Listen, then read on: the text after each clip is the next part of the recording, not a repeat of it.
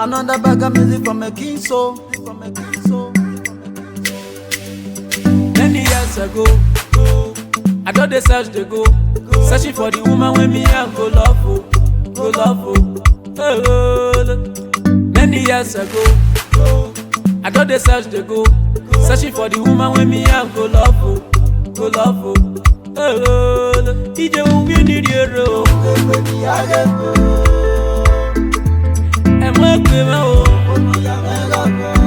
Oh no, ije we need you.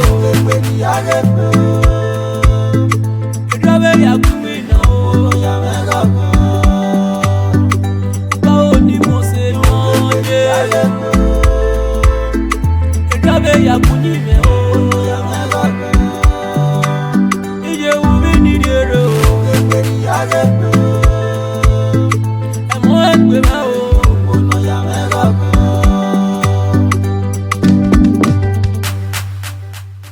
Found a wife, found a good thing.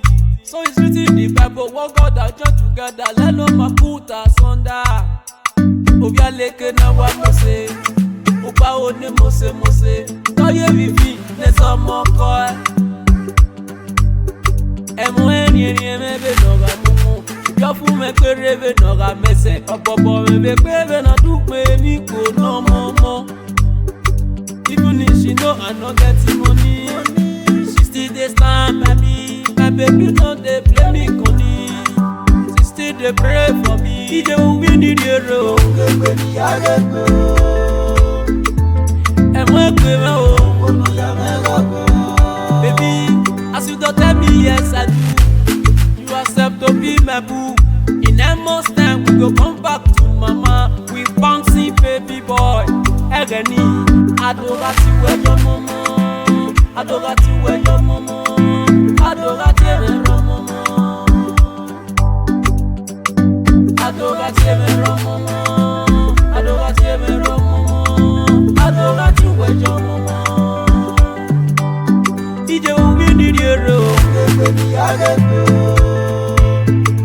And work with me.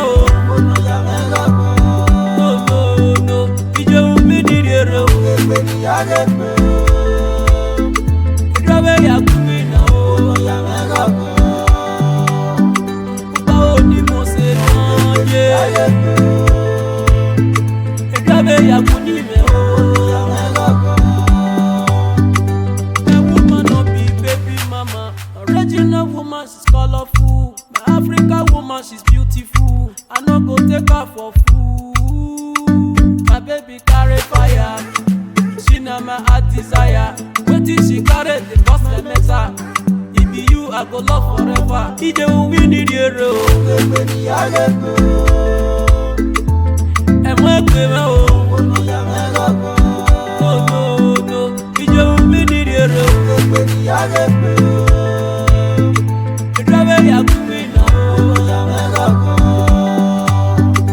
bao ni mose noje. Ya kunime ije we need you. And work with me.